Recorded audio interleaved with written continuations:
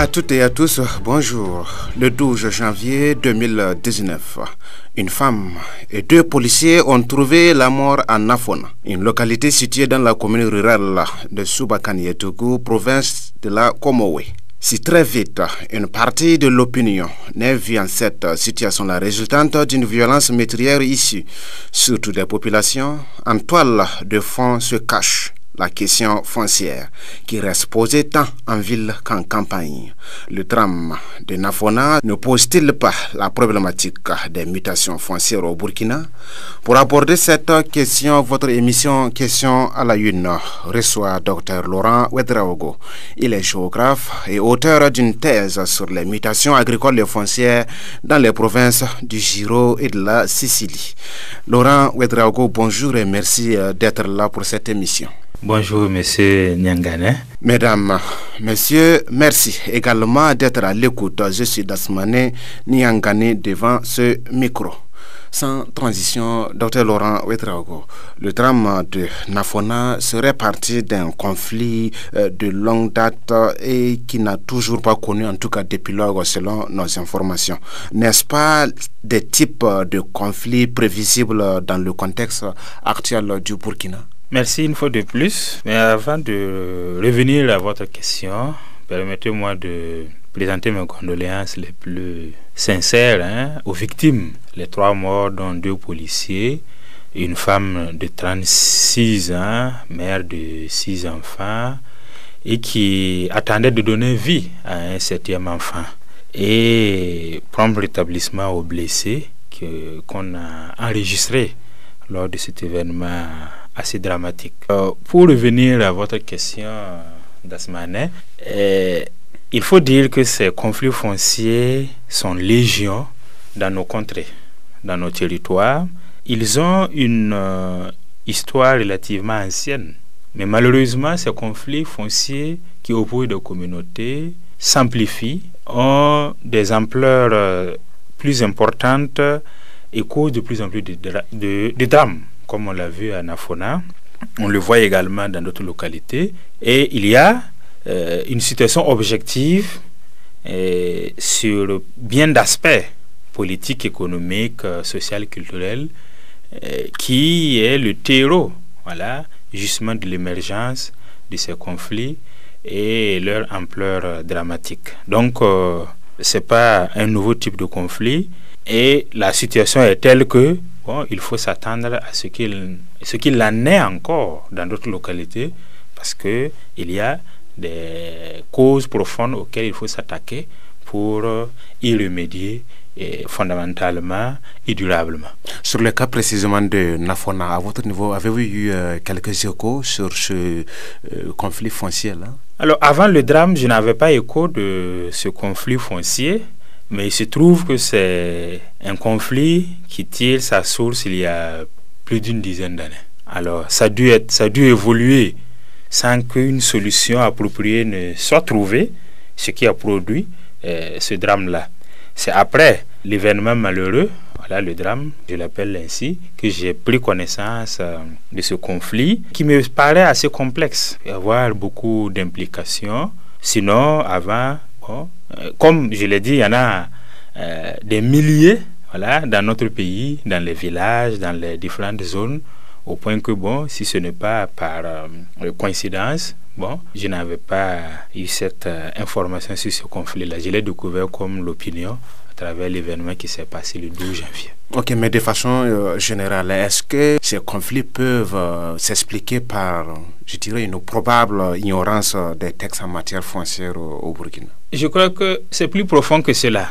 Les conflits fonciers ne s'expliquent pas seulement par une ignorance des textes en matière de gestion foncière. Surtout que, dans une certaine mesure, les textes même peuvent être source de conflits. C'est-à-dire les textes peuvent être des facteurs de conflit, dans une certaine mesure, je le précise bien, quand bien même l'esprit d'élaboration des textes est d'apporter de la sécurité en matière de rapports fonciers entre les acteurs locaux. Parlant des textes, je pense qu'il y a quand même, pour ce qui est du foncier rural, une loi votée en 2009, la loi 034 portant un régime foncier rural, qui est censée, si elle est mise en œuvre, suivant une méthodologie de diffusion responsable et efficace, peut contribuer à atténuer certains conflits dont la source est la confusion des droits.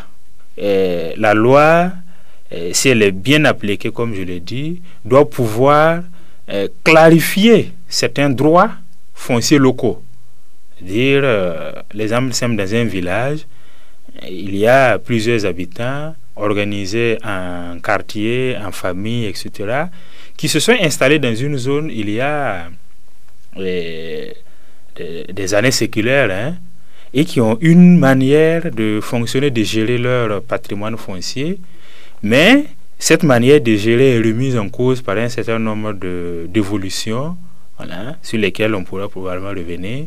Et la loi, voilà, prévoit vraiment des dispositions qui permettent de tenir compte de ces évolutions pour apporter des solutions aux problèmes soulevés par ces évolutions-là. Voilà. Malheureusement, cette loi est très peu connue. On pourrait dire que dans beaucoup de localités, à peine les populations savent qu'il existe une loi portant un régime foncier qui a été élaborée pour leur permettre de résoudre les problèmes qu'ils rencontrent. Voilà. Et dans cette situation, bon, on reste, voilà, sur des pratiques qui ne peuvent que contribuer à faire naître et à développer des conflits. Et donc, du coup, effectivement, bon, si cette loi sur laquelle on pourrait revenir est bien comprise et bien mise en œuvre avec responsabilité politique, ça pourrait contribuer à résorber en partie les conflits. Mais ce n'est pas suffisant parce que la question est plus profonde. Comme je l'ai dit, quand on analyse la loi en profondeur, on pourrait se rendre compte que bon, temporairement, ça peut résoudre, mais à long terme, la loi elle-même peut être source de nouveaux conflits. En matière foncière, d'aucuns parlent d'accentuation de l'accaparement des terres avec le contexte du concept de l'agro-business au Burkina.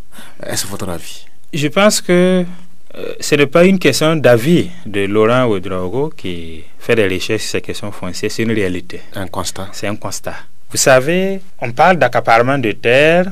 Il est vrai, bon, dans notre contexte burkinabé, quand on dit accaparement de terres, originellement, il s'agit d'actions et d'emprises foncières de grande ampleur. C'est-à-dire, dans une localité, comme à l'Office du Niger au Mali, comme au Soudan, comme au Ghana, des multinationales, des richissimes, des fondations viennent et achètent dans des conditions très défavorables aux propriétaires terriens des milliers, des centaines de milliers d'hectares pour réaliser des investissements ou bien pour spéculer simplement. Spéculer, ça veut dire quoi? C'est-à-dire on achète la terre, on attend que la valeur de la terre monte, on revend, ou bien on achète la terre, on la remet en location à des gens, donc c'est-à-dire qu'on fait de l'argent avec la terre.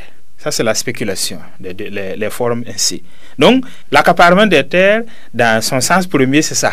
C'est-à-dire l'échelle d'appropriation de même base sur les terres par les riches, par les multinationales, les fondations, les individus. L'échelle là, elle est grande. Dans notre cas, nous n'avons pas une situation où ce sont des milliers d'hectares qui sont appropriés par des individus, par des sociétés. Mais cela existe, l'accaparement de terres, chez nous. Donc, je fais cette clarification parce que c'est une clarification conceptuelle. Mais dans la pratique, ce que nous appelons accaparement de terres ici, c'est principalement le fait que des élites riches, issues des milieux urbains, des sociétés nationales ou des filiales de sociétés internationales, ou bien des confréries, c'est-à-dire voilà, des confessions religieuses, s'approprient des dizaines d'hectares dans des localités mettant en danger et compromettant la possibilité pour certaines catégories de population d'avoir accès à la terre aujourd'hui et hypothéquant de ce fait-là l'éventualité de leur progéniture, de leurs descendants d'avoir de la terre. C'est-à-dire c'est une concentration du peu de terre qui existe, voilà, dans les zones-là, entre les mains de quelques individus. Vous voyez que vous avez, dans l'introduction, parlé de la zone de Sapoui de Sicile, sur laquelle je mène mes travaux de recherche. Si vous arrivez dans cette zone-là, vous verrez que... Peut-être bien avant, on va revenir sur ce cas précis, surtout que vous avez mené des recherches. D'accord. Mais ce que vous avez tantôt parlé d'appropriation, est-ce qu'il faut comprendre par là que les terres sont achetées, vendues, données? Quels sont les termes qui collent avec, en tout cas, ces réalités? Alors, les appropriations se font par plusieurs moyens, par plusieurs voies. Et dans de nombreuses zones, il arrive que des propriétaires terriens vendent leurs terres. Et bien souvent, nous mettons vendre là entre guillemets. Parce que pour vendre une terre, un bien, dans le sens du droit moderne, etc., il faut quand même prouver la propriété de ce bien-là.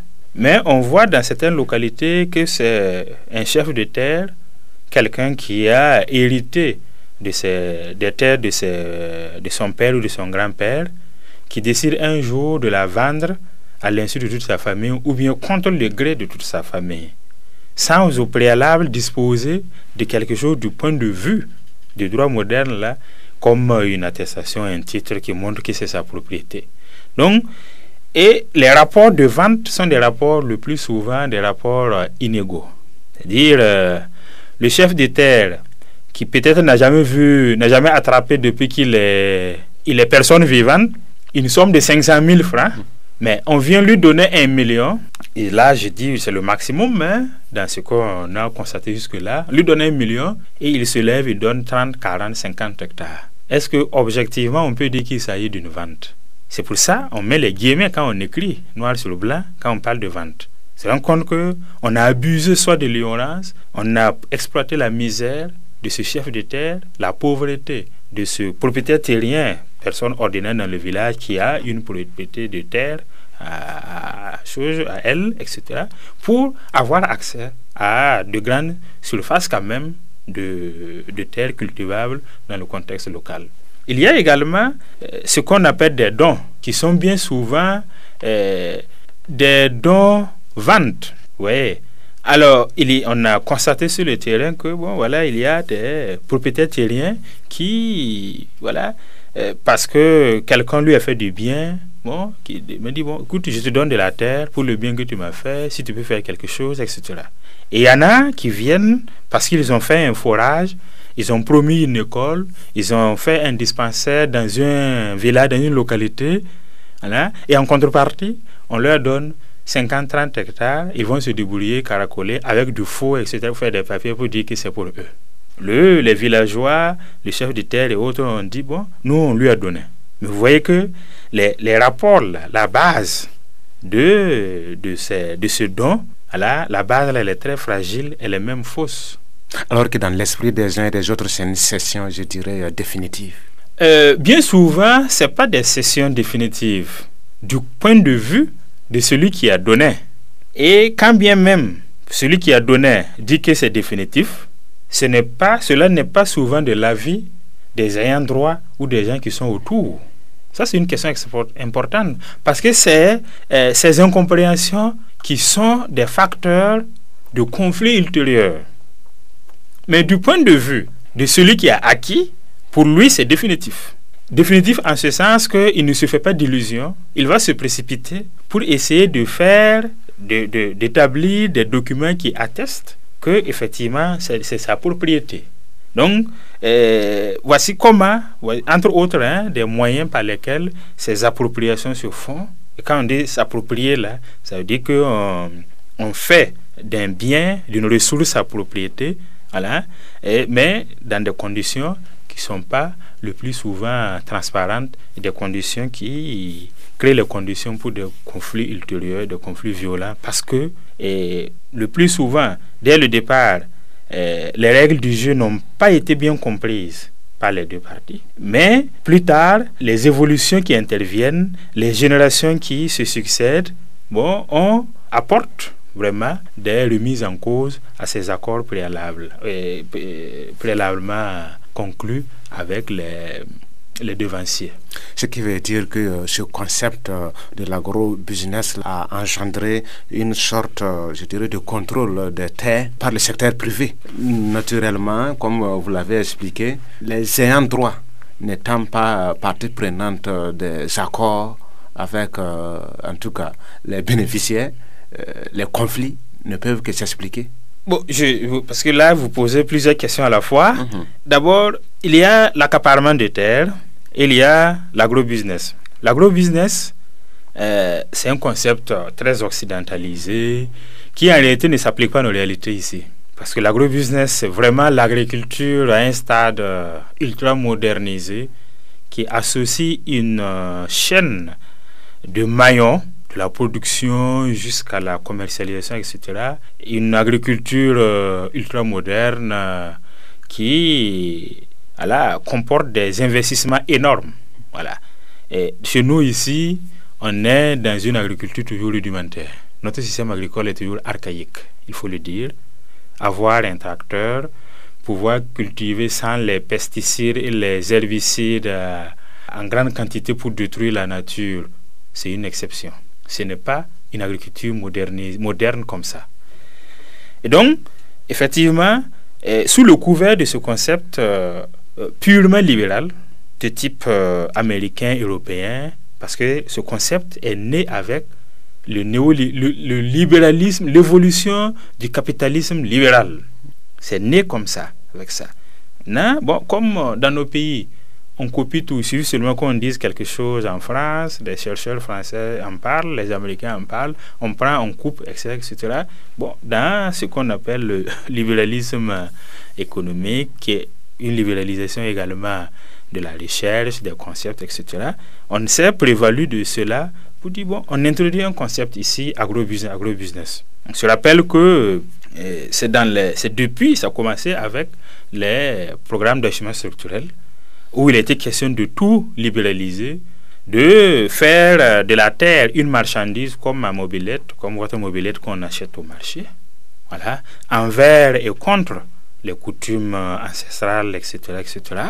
Et parce que, bon, à un moment donné, le pouvoir de la 4e République sous Blaise Compaoré, en appliquant les programmes d'achèvement structurel, a eu l'injonction de tout libéraliser.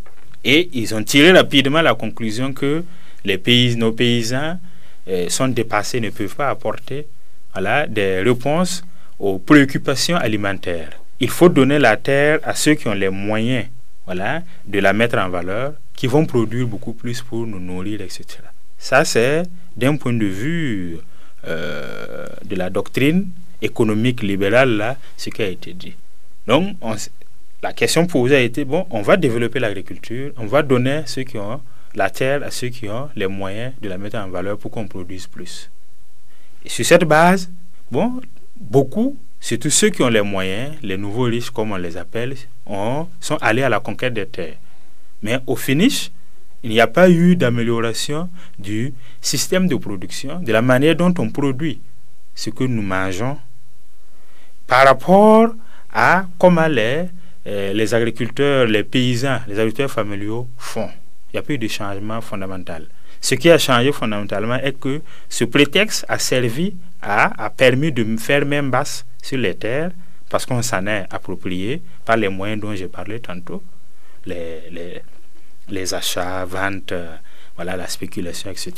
Voilà. Donc, l'agro-business, effectivement, tel que ça a été amené ici, a été un facteur important pour les riches, pour certaines sociétés, certains individus, de se tailler des dizaines, des centaines d'hectares au détriment des paysans pauvres, qui pourtant, ce n'est pas parce qu'ils ne veulent pas produire, mais parce que l'État ne leur donne pratiquement rien. L'État ne fait pratiquement rien pour les aider à moderniser leurs pratiques agricoles. Voilà, et c'était des questions sur lesquelles on pourrait revenir. Ce concept, l'agro-business, je veux dire, était envisagé comme l'instrument de promotion d'une agriculture moderne, vous l'avez dit, compétitive, intégrée au marché et contribuant à l'autosuffisance alimentaire. Mais visiblement, vous écoutez, environ 20 ans après son introduction au Burkina, la réalité reste tout autre. Ouais. Alors, la réalité est que sur le terrain, ce sont plutôt les agriculteurs locaux, les paysans qui ont évolué, qui ont fait des parcours et qui sont toujours les champions de la production agricole. Ceux-là qui sont allés dans des zones comme Sapui, la zone du Zéro, la Sicile, pour s'approprier des centaines d'hectares, parce que figurez-vous qu'il y a dans la zone du Zéro, la Sicile, ce qu'on appelle entre guillemets des agro-businessmen, mais en réalité, ce sont des accapareurs de terre qui ont 100 hectares dans cette petite zone-là. Ils ont 100 hectares. Des individus. Oui, des individus. J'ai même lu dans la déclaration des biens des membres du gouvernement de la transition que Yacouba Isaac Zida a 100 hectares dans un village qui s'appelle Pouré. Voilà, 100 hectares. C'est sorti officiellement, déclaration des biens, 100 hectares là-bas. Bon, à quoi cela sert? Alors que dans la même zone, on a des peuples qui n'ont plus de pâturage, qui sont obligés d'aller avec leurs troupeaux au Ghana, subir les tracasseries, les prélèvements indus. Il y a toujours des migrants aussi, là-bas, qui ne peuvent pas avoir 5 hectares pour cultiver, alors qu'ils savent cultiver, c'est tout ce qu'ils savent cultiver, ce qu'ils savent faire comme activité. Il y a des autochtones même qui sont expropriés, n'en parlons pas des migrants, au profit de ces riches qui ont de l'argent et qui partent, qui achètent les terres, mais qui ne les mettent pas en valeur. Et du coup, vous voyez comment l'agro-business, exploité avec malice, avec perversité, voilà, débouche sur l'accaparement des terres, la concentration de la terre entre les mains des riches au détriment des pauvres, et comment cela peut être un facteur d'émergence et d'aggravation des conflits locaux pour mettre en péril la cohésion sociale, la paix sociale et la sécurité. Et que, quand on suit le fil là, on se rend compte que quand on parle aujourd'hui de la question de la paix sociale, il y a des aspects auxquels il faut s'attaquer parce que la condition de la paix, c'est la sécurité humaine. Alors, vous êtes déjà pleinement dans la zone de Giro, Sicile. On y va donc. Dans le cadre de votre thèse, vous avez effectivement fait des recherches sur les mutations agricoles et foncières, notamment dans ces provinces citées-là. Dites-nous, quelle est la réalité de ces mutations dans ces zones-là? Alors, c'est extrêmement important de noter que il y a des mutations importantes qui sont opérées dans cette zone. Et importantes et accélérées. Parce que entre les années 95 et maintenant, la zone qui est à la portée de Ouagadougou, parce que c'est à moins de 200 km jusqu'à la frontière avec le Ghana, a enregistré une arrivée massive d'acteurs qu'on appelle acteurs nouveaux. Effectivement, ils sont nouveaux dans le paysage agricole de la localité. Ils sont venus à la recherche des terres qui sont installées. Et quand vous parcourez la zone dans les 4 sens cardinaux, vous vous rendrez compte qu'il y a vraiment des enclos immenses, il y a des fermes qui s'installent, etc. Et qui montrent effectivement l'apparition, une mutation du paysage seulement. C'est-à-dire, vous regardez l'espace, à l'œil nu, vous voyez que des choses ont changé. Le paysage, la cartographie des terroirs de ce grand territoire-là a beaucoup évolué. D'un point de vue socio-économique, il y a que dans la zone, il est difficile aujourd'hui de trouver des brousses, entre guillemets, c'est-à-dire des espaces non encore défrichés, les vieilles jachères là, de trouver des espaces qui soient en dehors des forêts classées, qui ne soient pas appropriés par des acteurs. Exploiter ou bien approprier? Approprier tout court. Parce que entre approprier et exploiter, vraiment, il y a quand même une marge et une différence. Donc, les recherches que nous avons menées dans la zone nous a révélé que quand on prend aujourd'hui les domaines des nouveaux acteurs, des riches, hommes et femmes, des hommes politiques, des commerçants, des opérateurs économiques, de fonctionnaires, des hauts cadres de l'administration, etc., si on fait la sommation de leurs propriétés, dans certaines localités, dans certains villages, leur propriété foncière égale à la moitié de l'espace vital cultivable du terroir. Au moins, c'est-à-dire que s'il y a 500 hectares dans certains villages, on se rend compte que ceux qui sont venus de Ouagadougou, d'ailleurs, acheter des terres, entre guillemets, toujours je dis, totalisent au moins les 250 hectares. La moitié. Le reste est réparti entre ceux qui y sont des autochtones, sont des migrants, qu'ils soient des Peuls ou des Mossi, etc., etc. Dans d'autres localités, ça va au-delà de la moitié. Ce qui montre qu'il y a une nouvelle réalité socio-économique, ce que nous appelons une recomposition socio-économique. Mais le constat là-bas, c'est-à-dire que les autochtones, ce qui les reste, ça les suffit? Aujourd'hui, ça ne suffit plus. Et cela est source de conflits. Parce que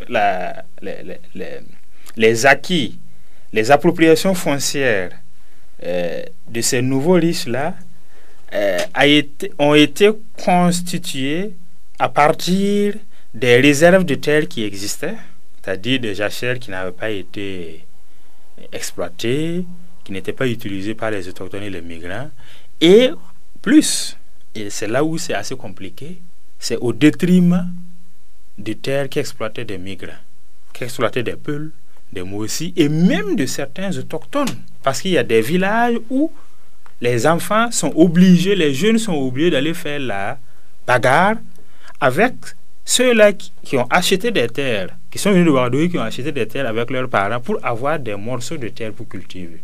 Ça, c'est à moins de 150 km de Ouagadougou, dans le Ziro. Vous voyez? Et on assiste à l'apparition de ce qu'on peut appeler les paysans sans terre. On en entendait parler au niveau de l'Amérique latine, dans l'histoire européenne, etc. C'est devenu réalité chez nous. Sauf que c'est une histoire d'évolution socio-économique tordue. Parce qu'en Europe, les paysans sans terre avaient un secteur industriel qui les a recrutés. Parce que l'industrie était florissante, les gens y sont allés. Mais aujourd'hui, au Burkina, les jeunes paysans sans terre ou les paysans sans terre tout court n'ont pas de point de refuge. Soit ils se battent pour récupérer des portions de terre, soit ils se convertissent dans d'autres secteurs d'activité, d'où le fait que c'est inquiétant, parce que quand il n'y a pas de débouchés, ce sont les activités illicites qui attirent ce surplus relatif de population rurale. Et du coup, bon, si mon regard, dans ces conditions-là, la question des recrutements dans les réseaux terroristes, dans les réseaux de grands bandits, de grands trafiquants, là, bon, c'est une question posée et à bien observer. Donc, on a des paysans sans terre, on a des migrants qui ne peuvent plus y aller. Les candidats à la migration, c'est saturé. Ceux-là même qui y sont installés, il y en a qui sont chassés, ils sont obligés de revenir dans leur terroir ou continuer encore plus loin, continuer leur errance. C'est-à-dire c'est une migration sans fin. Et en un mot, bon, on a une concentration de plus en plus de la terre entre les possédants, entre les mains des possédants, ceux qui ont l'argent pour acheter, etc. Et bon, les pauvres là se retrouvent bien souvent étrangers chez eux. Pour dire que ce concept d'agro-business est à côté aussi l'accaparement des terres se retourne contre la paysannerie. Absolument. À l'étape actuelle, ces deux considérations sont très néfastes pour le monde rural et pour le Burkina Faso. Parce que ça ne débouche pas sur des actions de production en tant que telles. Et au contraire, ça crée des conditions de conflits, de troubles sociaux et de menaces sérieuses à la stabilité, à la cohésion sociale. Mais comment comprendre le rôle joué maintenant par l'État central? C'est pas un manque de politique ou de gouvernance foncière ou cet État aussi contribue à cet état de fait, ce que nous constatons? Enfin, c'est malgré eux ou bien c'est une complicité, je dirais. Ouais, je crois que c'est pas malgré l'État que cela se passe. ce qui se passe est dans la logique de l'État. Vous savez, nous avons un État... De l'État au détriment des pauvres? Absolument, je peux vous le dire parce que je vais apporter mes arguments. Nous sommes dans une logique libérale, néolibérale. Et ce n'est pas un néolibéralisme sain, parce que c'était imposé. C'est-à-dire au départ, on dit à l'État, vous devez tout libéraliser, vous devez tout vendre. Il faut que la loi permette à ceux qui ont l'argent d'acheter autant que possible, parce que c'est cela qui est facteur de progrès, qui est facteur de production. Et du coup, même la loi, je le disais au début, peut être peut être une source de conflits actuels et surtout à venir. Parce que la loi, en libéralisant, dit la terre au Burkina est répartie entre 3 principaux acteurs. Il y a le domaine foncier de l'État, il y a le domaine foncier des collectivités territoriales et il y a le domaine foncier des particuliers, des individus. Mais c'est le patrimoine foncier, le domaine foncier des individus, c'est là où les choses se jouent. Tu vois? Écoutez, moi qui suis chef de terre, moi qui suis propriétaire terrien, bien souvent entre guillemets, parce que y a un vieux qui m'a dit que bon, ceux qui sont actuellement là ne peuvent pas dire qu'ils sont les propriétaires terriens, parce que la terre leur a été léguée par leurs ancêtres. C'est les ancêtres qui sont les propriétaires terriens. Voilà. Nous, ceux qui sont là sont des usagers. Mais ils se disent qu'ils sont les propriétaires terriens. À partir du moment où la loi dit, bon, vous en êtes propriétaire, vous pouvez les vendre. Et la loi permet effectivement aujourd'hui à chacun d'avoir un papier sur sa terre, ce qu'on appelle l'attestation de possession foncière rurale, APFR. Bon, il peut l'établir et vendre la terre quand il veut, à qui il veut. Il y a des dimensions qui ont été, des mesures qui sont précisées par la loi, afin de superficie, quelle est la susceptibilité à donner l'accord, etc. Bref. Mais on est dans un contexte de pauvreté et d'ignorance extrême. La loi, en disant cela, ne prend pas en compte, la loi en disant que la terre, là, on peut faire le titre et puis vendre, ne s'occupe que de cela. Alors que la vie de l'individu est encore plus large, plus étendue. Qu'est-ce qui est fait en matière d'éducation, en matière d'alphabétisation, en matière de santé, et en matière de production, de transformation, en matière d'emploi, pour rendre le propriétaire terrien moins vulnérable, pour qu'il ne cède pas la terre qu'il a, qui est la seule ressource qu'il a, à vil prix et à n'importe qui, au risque de compromettre l'avenir de toute sa famille et de toute sa progéniture, de tous ceux-là qui vont venir après. Oui, puisque si cela n'est pas pris en compte. La progéniture n'a plus droit. Donc du coup, on va dire que c'est la loi, mais l'intention, l'objectif idéologique, c'est d'ouvrir ce domaine qui était fermé par les lois traditionnelles, etc., à la loi du marché, qui est la loi où règnent en maître les riches et les puissants. Comme on dit, en capitalisme, ce sont les gros qui raflent la mise.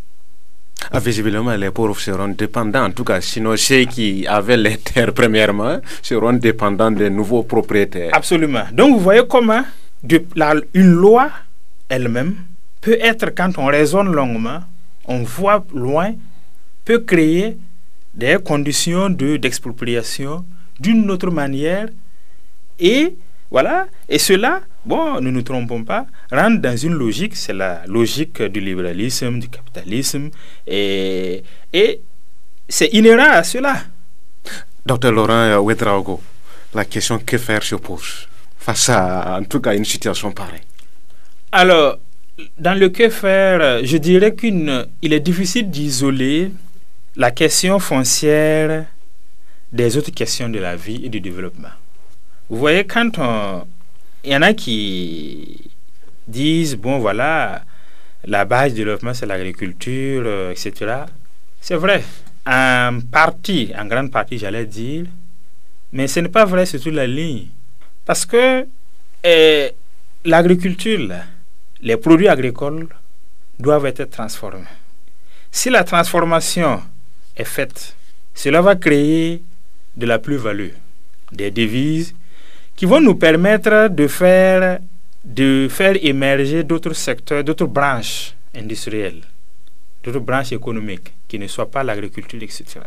Et si cela se développe, ça va absorber une bonne partie des habitants des Burkinabés, de la jeunesse, qui ne va plus être obligé de compter sur la terre pour vivre ou survivre. Du coup, on apporte une solution fondamentale, une solution profonde à la question de l'emploi et à la question des rapports entre les hommes et les terres, la quantité de terres disponibles.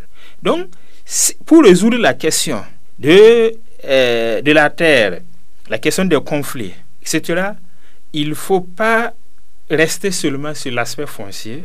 Il faut résoudre, il faut répondre à la question de manière globale. Et c'est une question de politique, une question de modèle de développement, c'est une question de choix. Nous ne pouvons pas résoudre cette question du développement sans qu'il y ait un choix de modèle de développement qui ne soit pas celui-là du néolibéralisme, qui ne soit pas celui-là imposé par la Banque mondiale et les FMI. Nous ne pouvons pas résoudre ça. Vous voulez dire qu'une mise en œuvre adéquate, par exemple, de la réforme agraire et foncière en vigueur actuellement ne sera pas aussi une solution à toute cette situation? Je pense que le contenu essentiel de la RAF de 2012 sur le volet foncier rural est égal au contenu de la loi 034 portant régime foncier rural de 2009. Et du coup, les critiques et les remarques d'un point de vue scientifique que je fais de la loi 034, ces menaces, c'est vrai, je ne dis pas que la loi n'a pas d'avantage, mais ces critiques-là sont aussi valables pour la RAF. La conception, la base sur laquelle ces lois ont été conçues est une base même à revoir. Parce que si vous partez dans une logique de faire de la terre un produit marchand, une marchandise que les riches peuvent acheter, la loi va refléter cela. La loi va aller dans ce sens, parce que la loi a été conçue pour aller dans ce sens. Mais si par contre, vous prenez une loi pour dire la terre, ce n'est pas pour que des riches puissent en acheter, mais pour que le peuple travailleur puisse l'utiliser pour faire le développement, la loi va être déclinée en d'autres termes. Et là, ce n'est plus de la marchandise. Et là, ce n'est plus de la marchandise. Ce sera un outil de travail pour créer le développement, créer de la richesse. Pour qui? Pour les gens du peuple. Parce que pour le moment, on fait de la terre une marchandise, mais dans le cadre d'un monde de rapport où ce sont les riches qui ont la latitude d'acheter tout ce qu'ils peuvent acheter, tout ce qu'ils veulent acheter. Ah non, la terre devient une propriété des riches. Parce qu'il y a cette course-là qu'on constate effrénée, surtout en ville, la possession des parcelles. Oui, absolument. C'est ce qui se passe en ville qui s'est étendu en campagne. C'est quand en ville c'est fini qu'ils sont allés en campagne. Les mêmes accapareurs, ce sont les mêmes qui ont des centaines de parcelles à Ouaga, qui ont des centaines d'hectares en campagne.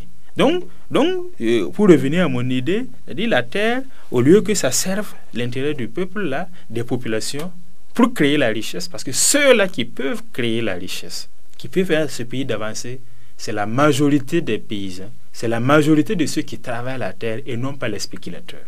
Et non pas ceux-là qui partent, qui se disent, je vais acheter à Sapoui 20 hectares, d'ici 20 ans, 30 ans, 40 ans, la terre va coûter des centaines de millions, je fais des garanties pour mes enfants. Cette conception est anti-développement et c'est ça qu'il faut revoir. Et c'est l'ordre politique qu'il faut remettre en cause, qu'il faut questionner, et il faut mettre un modèle de développement qui ne soit pas celui-là dont l'essence, c'est que des individus réalisent des profits extrêmement énormes, quitte à ce que la majorité s'écrase sous la misère. Il faut changer. En un mot, la question foncière, la politique foncière est à repenser. C'est à repenser, et c'est une question d'ordre politique. Il faut que, quand on a besoin d'un modèle de développement, il faut avoir un modèle politique, c'est-à-dire il faut avoir un État, de par sa composition, de par sa mission-là, soit en mesure de traduire ce développement-là. Donc, il est inutile qu'aujourd'hui, des gens pensent que avec un État libéral, ultralibéral, comme celui que nous avons, on peut produire des résultats sociaux en faveur des populations. Il faut avoir un État dont la raison d'exister, la raison de faire et d'agir là soit de donner la possibilité à la majorité des Burkinabés, de la population là, de travailler pour, voilà, des Burkinabés travailler pour eux-mêmes, voilà, en utilisant une ou des ressources qui leur sont communes en réalité. Et comment aller vers ce genre d'état tel que vous l'expliquez? Oui. On n'est pas encore là-bas. Oui, Comment? Là, c'est les contradictions dans la société qui décident de cela. Aujourd'hui, nous savons très bien que ceux qui sont trop riches, très riches, sont opposés à ceux qui sont très pauvres, trop pauvres. Les pauvres dans leur lutte là, si c'est eux qui prennent le pouvoir ensemble, mais ils vont mettre en place un État au service des pauvres. Ils vont mettre en place, par exemple, un État de type socialisant, un État révolutionnaire, qui va leur donner la possibilité, eux pauvres là, En attendant, de défendre leurs intérêts. Les riches aussi ne dorment pas. Mais ça, c'est la lutte des classes. C'est la lutte des classes et c'est un classique, c'est comme ça. Voilà. Ouais. Donc là, effectivement, les contradictions, les luttes qui se mènent, quand par exemple aujourd'hui, je reviens au milieu urbain où c'est de plus en plus tranché. Les milliers de gens qui sont dans les difficultés d'avoir une parcelle pour se loger, se battent contre les conseils municipaux, se battent contre le gouvernement pour exiger qu'on leur donne les parcelles volées, etc. Vous savez, si ces gens-là ont l'occasion, là, ils vont faire le travail à la place des maires. S'ils ont les mairies, là, ce qu'ils vont décider, là, ça sera en faveur du retrait des parcelles, sera en faveur de la création de logements sociaux, et ça va différer fondamentalement de ce que les sociétés immobilières font aujourd'hui, qui sont des logements au service des riches. C'est un classique. On va s'arrêter là pour cette émission. Merci à vous, Dr Laurent Ouédraogo, d'avoir honoré l'invitation. C'était un grand plaisir. Auditeurs, auditrices, question à la une de ce jour prend fin ici à l'émission. Recevez Dr Laurent Ouédraogo, un géographe et auteur d'une thèse sur les mutations agricoles et foncières. À toutes et à tous, merci de nous rester fidèles. Merci également à Tiona Sanogo d'avoir assuré la partie technique tout au long de cette émission. On se retrouve la semaine prochaine pour un autre numéro de questions à la une sur Radio Liberté.